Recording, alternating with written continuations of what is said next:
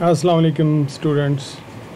آج ہمارا یہ پہلا آن لائن لیکچر ہے اور یہ چیپٹر 13 ہے ملر اینڈ ہارلے.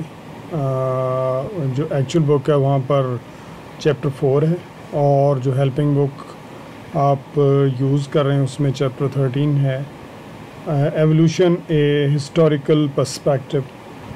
یہ اس میں ہم چند باتیں دیکھیں گے.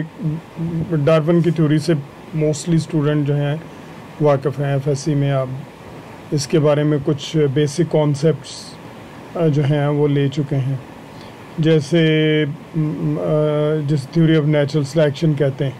تو ڈارون کے بارے میں بہت ساری باتیں آپ نے سنی ہوں گی. ڈارون کے بارے میں بہت سارے نیگیٹو ویوز بھی سنے ہوں گے. ایولیوشن تھیوری کے بارے میں بہت ساری باتیں سنی ہوں گی, اور ایولیوشن کی تھیوری کو مانا جائے نہ مانا جائے, ٹھیک ہے نہیں ہے, غلط ہے صحیح ہے, اس کے بارے میں بہت ساری ڈسکشنز آپ آلریڈی سن چکے ہوں گے اور یہ ہم اس میں بھی کریں گے. اس کے بعد لیمارکزم کو دیکھیں گے, اور ڈارون سے پہلے کی تھیوری ہے لیمارکزم. لیمارک فرینچ سائنٹسٹ تھا. اس کے بعد ہم جو ارلی ڈیولپمنٹ ہے ڈارون, کس طرح سے ڈارون نے اپنے آئیڈیاز ڈیولپ کیے, کس طرح سے ڈارون جو ہے وہ اپنی الٹیمیٹ جو ایویڈنسز ڈفرینٹ اس نے جمع کیے اور ایک خاص رزلٹ اور خاص نتیجے پہ پہنچا, تو وہ دیکھیں گے. اور اس کے بعد ہم ڈارون کے بعد ایولیوشنری سائنس میں کس طرح سے کچھ جو چینجز آئیں وہ دیکھیں گے. اور بایو جیوگرافی کیا ہوتی ہے, چونکہ بایو جیوگرافی جو ہے کس طرح لائف ڈسٹریبیوٹیڈ ہے ڈفرینٹ جیوگرافیکل ریجنز میں, تو یہ دیکھنا اس لیے بھی ضروری ہے کہ ہم لوگ جو ہے وہ زندگی کے بعد کو سمجھ سکیں کہ یہ کس طرح سے یہ زمین کے اوپر پھیلی ہے. تو اگر اس کو ہم سمجھیں گے تو ہمارے جو کانسیپٹ ہیں ایولیوشن کے بارے میں وہ زیادہ کلیئر ہو جائیں گے. سو ایولیوشن کو ہم ایک سمپل فارم میں ڈیفائن کر سکتے ہیں. The change over time in species is called evolution. بہت سارے لوگ جو ہیں اس کو فارم کرتے ہیں کہ جی the change of the organism from simple to complex. تو یہ آپ نے نہیں کہنا, سمپل ٹو کمپلیکس نہیں ہے, یہ it's not always from simple to complex. Some time complex system جو ہیں وہ سمپلسٹی کی طرف بھی آتے ہیں. تو یہ جو ہے یہ ڈیفینیشن غلط ہے کہ اگر آپ یہ کہیں کہ from simple to complex. This is just a change with time in different species in different animals, اور یہ نیچرل پروسیس ہے اور اسی کو ہم دیکھیں گے کہ کس طرح سے آپریٹ کیسے کرتا ہے یہ سسٹم. چارلس ڈارون نے اس کو آرگینک ایولیوشن کہا ہے, کیونکہ لائف میں چینج آ رہی ہے, ڈسینٹ ود ماڈیفکیشنس. تو جس طرح سے زندگی جو ہے وہ اپنی منزلیں طے کرتی جا رہی ہے تو اس کے اندر جو ہے وہ ماڈیفکیشنز آتی جا رہی ہیں. تو ماڈیفکیشن ضروری نہیں ہوتا کہ فرام کمپلیکس ٹو سمپل ہو, سمپل سے کمپلیکس بھی ہو سکتی ہے. سو کچھ تھیوریز ہم دیکھیں گے ڈارون سے پہلے, اور ڈارون سے پہلے بہت سارے لوگ آئے اور اس میں جو بہت ساری باتیں جو ہیں وہ before the birth of Christ, جسے ہم بی سی کہتے ہیں, وہاں سے شروع ہوئیں. اور اس میں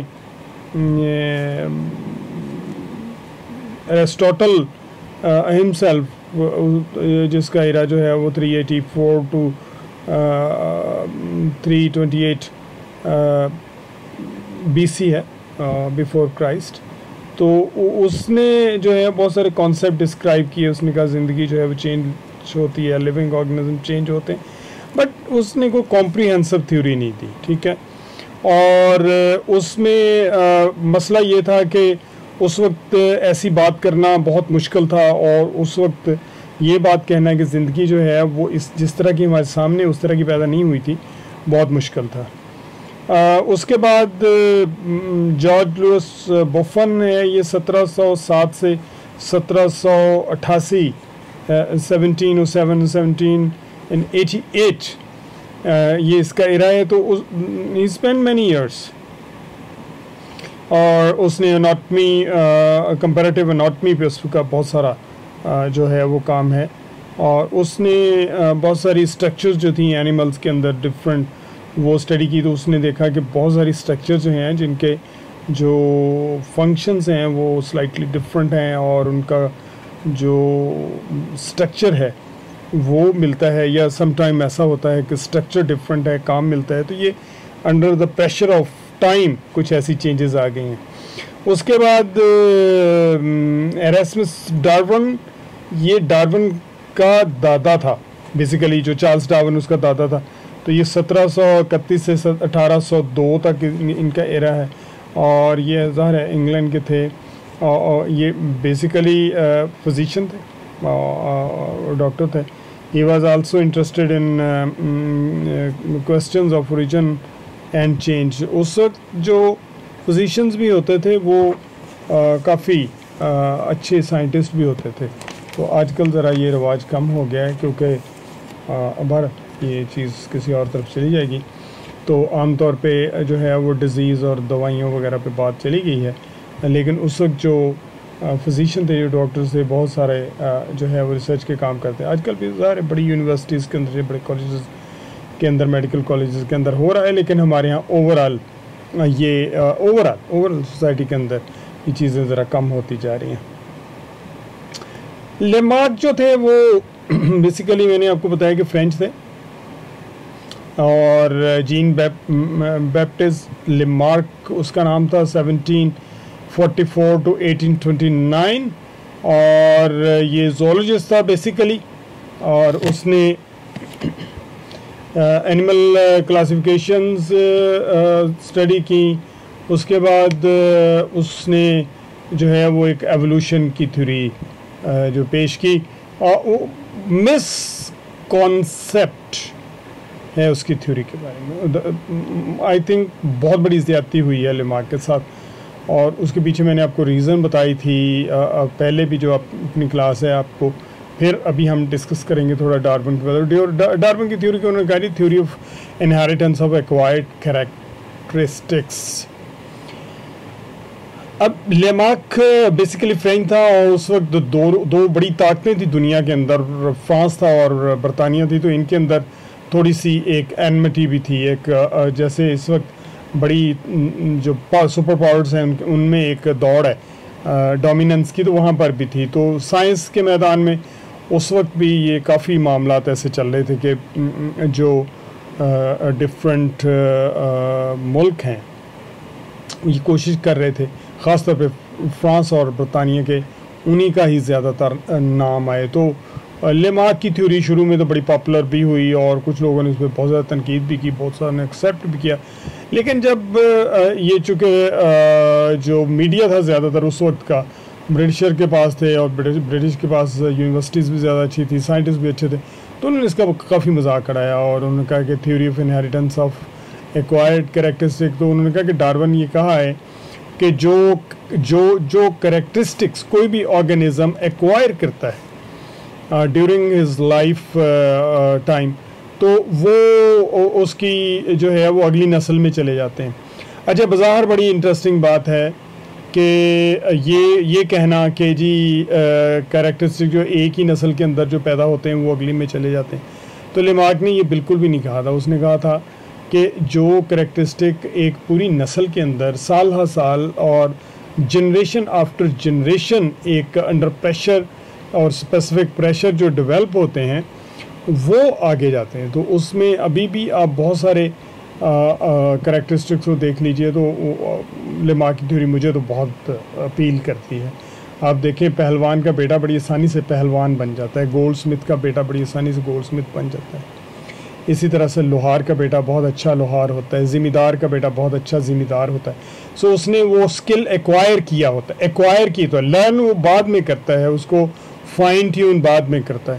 تو اس طرح کی بات ہے. لیکن یہ کہ وہ اس کو پھر کافی مذاق اڑائے گا. اور لیمارک کے بارے میں بہت سارے عجیب و غریب قسم کے اس نے بہت سارے عجیب و غریب قسم کے کرٹیسزم کیا گیا. اس نے کہا، لوگوں نے کہا، یا جو سائنٹسٹ اس کا مذاق اڑاتے انہوں نے کہا جی انہوں نے تجربات کیسے کیے؟ تجربات یہ کیے کہ جو مائز تھے چوہوں کی دمیں کاٹ دیں 3 4 5 6 10 جنریشن تک، تو انہوں نے کہا لو جی ہم نے دمیں کاٹ دیں تو پھر دموں والے چوہے پیدا ہو رہے ہیں، حالانکہ ایسا بالکل بھی نہیں تھا۔ لماک کا مطلب یہ تھا کہ دیکھیں اگر ایسا ہوتا ہے کہ آپ یہ کہیں کہ یہ دموں والے چوہے کیوں دوبارہ پیدا ہو رہے ہیں، تو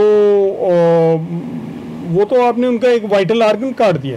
لماک یہ کہتا تھا کہ انڈر پریشر ایک چیز کی آپ کو ضرورت نہیں ہے اور آپ اس کا یوز چھوڑ دیتے ہیں تو پھر وہ ختم ہوتی ہے۔ جراف کے بارے میں اس نے کہا کہ اس کی جو آہستہ آہستہ چونکہ نیچے سے ویجیٹیشن ختم ہو گئی تھی تو اس جو انسیسٹرل جراف تھے وہ شارٹ نیک تھے، لیکن سٹریس اور سٹرین نیک کے اوپر تھا تاکہ وہ اونچی برانچوں کے اوپر جا سکے، تو اس لیے اس کی جو گردن ہے وہ اونچی ہو گئی اور جو شولڈر تھے وہ اس کے اونچے ہو گئے۔ اور اب ڈارون نے بھی یہی بات کی ہے، ڈارون نے کہا کہ نہیں جی اس کے شولڈر اونچے ہوئے تو پھر پانی پینے کے لیے گردن لمبی ہوئی ہے، تو یہ اس پہ بلیو تو سبھی لوگ کرتے ہیں، تو اس پہ کسی وقت بہت سیر حاصل ڈسکشن ہوگی جب ہماری کلاسز دوبارہ سے شروع ہوگی تو ہم اس پہ ذرا آمنے سامنے اس پہ زیادہ کوسچن آنسرنگ بھی ہوگی۔ The disuse of an organ causes degeneration, اور اس نے کہا کہ جس آرگن کو آپ نہیں یوز کرتے تو وہ ڈی جنریٹ ہو جاتا ہے۔ ویسٹیجیل آرگن بہت سارے ایسے ہیں جن کی مثال دی جا سکتی ہے اور ان کی مثال لماک نے دی۔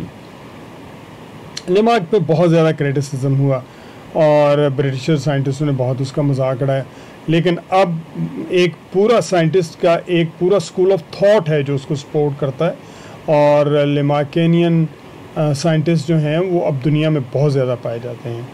میں خود جن ٹیچر سے پڑھا ہوں ڈاکٹر سلیم ماہون، وہ خود لماکزم کے بہت بڑے حامی تھے، اور لماکزم کے بارے میں لماک کے ساتھ لماک کی تھیوری جو تھی وہ بیسیکلی پولیٹیسائز ہوئی ہے، اور ادروائز لماک کی ساری باتیں غلط نہیں تھیں، چند ایک ہو سکتا ہے بہت شروع میں یہ بڑی بولڈ تھیوری تھی اس وقت کے حساب سے، بہت ساری چیزوں پہ اعتراض کیا جا سکتا، وہ تو ڈارون پہ بھی کیا جا سکتا، لیکن مجموعی طور پہ اس کی تھیوری کے اندر بہت ساری شاندار چیزیں تھیں۔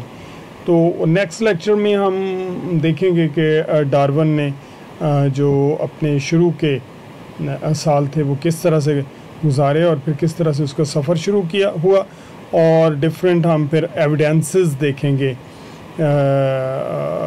جو لماک نے کچھ اکٹھے کیے، اور کچھ جو ہمیں ایوولوشن کے بارے میں جو ڈفرینٹ ایویڈنسز ہے وہ ہم دیکھیں گے کہ کس طرح سے ہم اس کو پروو کر سکتے ہیں۔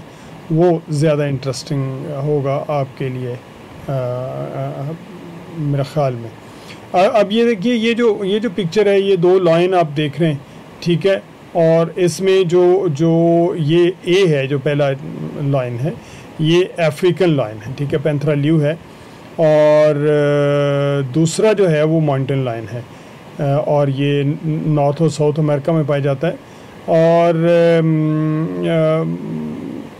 ان کی جو فارم ہے وہ کافی حد تک سملر ہے، سوائے اس کے کہ جو افریقن لائن ہے اس میں مین ہے بال زیادہ ہیں، اور لیکن یہ جو ان میں ڈفرینسز ہیں وہ یہ کہتے ہیں کہ جو تھاؤزنڈ ایئر سے یہ علیحدہ رہے ہیں، تو دیکھنے کے تو بالکل ایک جیسے لگتے ہیں، لیکن آپ دیکھیں کہ بہت سارے فرق بھی آ گئے ہیں، تو ان کی ڈسٹریبیوشن بالکل فرق ہے۔